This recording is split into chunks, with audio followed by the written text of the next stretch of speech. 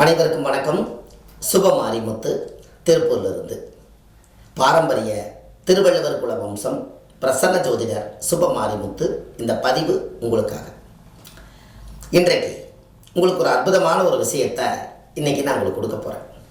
ஒரு சிவ ஆலயத்தில் போனால் நம்ம எத்தனை முறை சுற்றணும் அப்படிங்கிற ஒரு கணக்கு இருக்குது.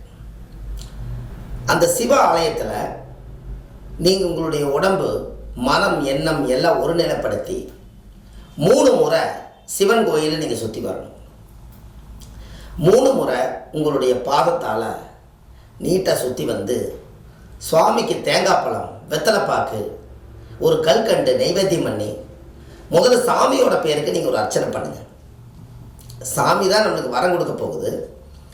சாமி தான் நம்மளுக்கு சத்தியம் கொடுக்க போகுது.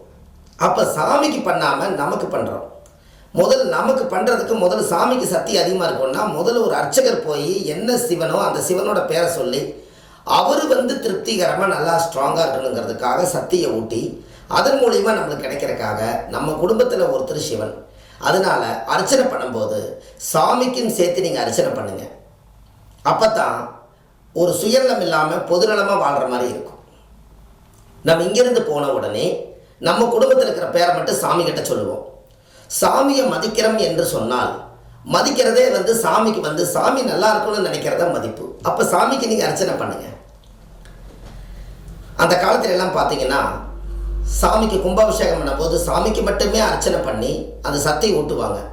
அதுக்கப்புறம் அதை விட மாட்டாங்க. நம்மளை போல இருக்கிறவங்க எல்லாம் போய் தெய்வத்துக்கு அர்ச்சனை பண்ணும்போது தான் தெய்வ சக்திகள் நமக்கு புகுதுது. அதனால் கண்டிப்பாக நீங்கள் சிவன் கோயிலில் 3 முறை சுற்றி வாங்க. உங்களுக்கு ஒரு பெரிய மாற்றம் ஏற்படும்.